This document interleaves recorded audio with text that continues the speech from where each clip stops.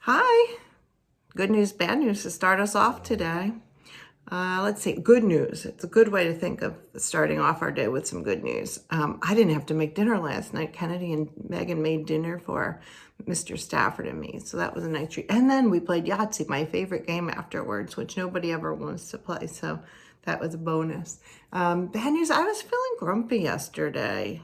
I don't know what happened, but I got a shower and I felt a little bit better afterwards. So that's another way to get rid of those stormy feelings. Joke of the day. Why did the man keep running around his bed? He was trying to catch up on his sleep. Goofy. Positive affirmation. My happiness is up to me. Yesterday I mentioned that if you're not happy about something, you can always change it. And so I decided that I was feeling unhappy about not seeing your smiling faces. And I decided I'm going to try and do something about it. So I was thinking maybe today I'll make a couple of deliveries to a couple front porches with some books that had been donated to our library.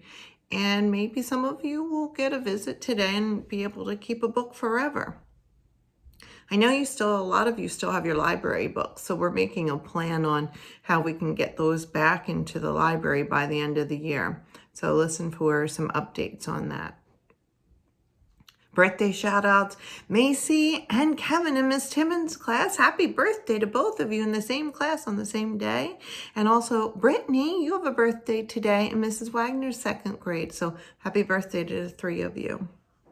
Yesterday in All About Sam, we heard about what a loving sister Anastasia was. When Sam was devastated and feeling super thunderstormy, Anastasia helped him come up with some happy thoughts to help him feel better about King of Worms missing.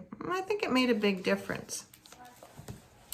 Today we're going to practice a calming technique that Sam could have used yesterday, maybe when he was feeling so upset and anxious about King of Worms missing. Some more tapping. So maybe you can teach someone in your family about tapping today, because this is good for everybody to help get rid of that. Remember that cortisol, that worry hormone that gets released from your amygdala when you're feeling upset and worried? Some people say that tapping helps. So let's practice together. You ready? All right, let's take a deep breath first.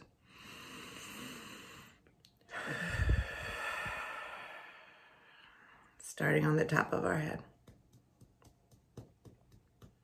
10. Above your eyebrows. Next to your eyes. Under your nose.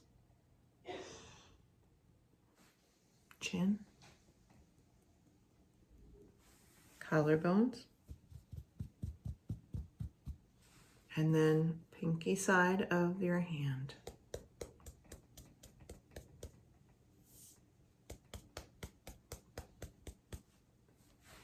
That's it. So maybe you can teach someone in your family today. All right, we're ready to get started with All About Sam. Let me grab today's vocabulary word. It's fibbed. Have you ever heard that before? Well, today we're going to hear it in the story and maybe listen for the word and see if you can figure out what it means when I read it. I showed you this picture yesterday at the beginning of the chapter. A pipe. What in the world is coming next? A lot of you are already predicting. That's a sign of a great reader.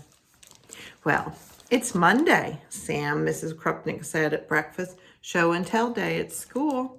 Are you going to take your blue ribbon from the pet show? Nope, Sam said, dragging a spoon through his oatmeal. He liked the way he could open up a ditch and then gradually fill it with milk. Sometimes he made little drowning men out of the raisins. Why not? Anastasia asked. Because, Sam explained impatiently, Nicky will be there with his dumb blue ribbon for most pets, and Adam will bring his first prize for cat with the fattest tail, and everybody will be doing pet show stuff at show and tell today. Oh, said his mother, I hadn't thought of that, but you are absolutely right. What are you going to take? Anastasia asked. Secret, Sam said. But Sam was fibbing. Yep, he fibbed. It wasn't a secret at all. The truth was, Sam couldn't think of anything to take to school for show and tell. He had this problem almost every single Monday morning. Have you figured out what fibbed meant? Yeah, he wasn't telling the truth.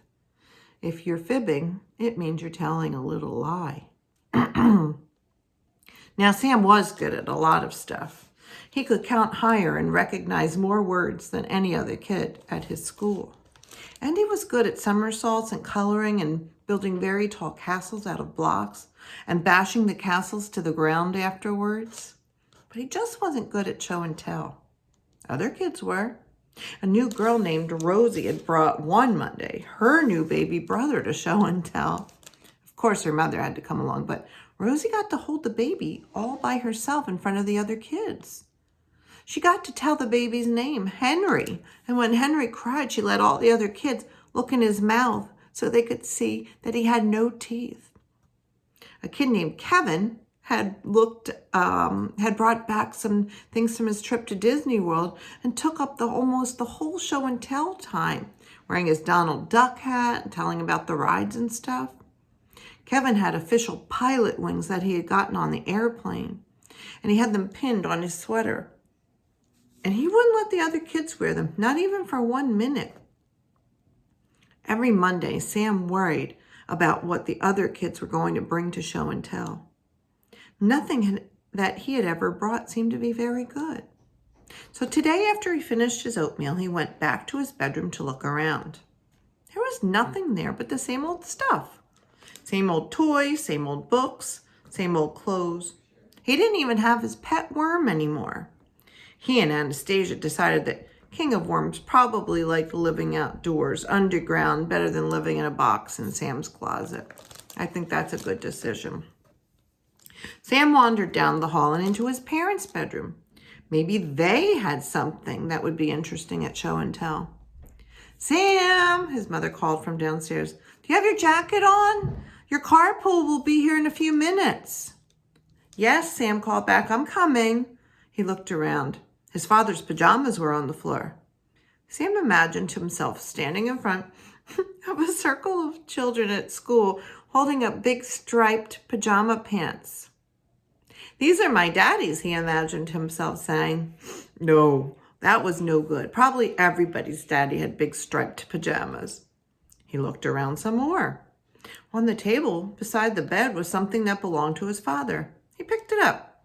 Sam, his mother called from downstairs, time to go, your ride is here.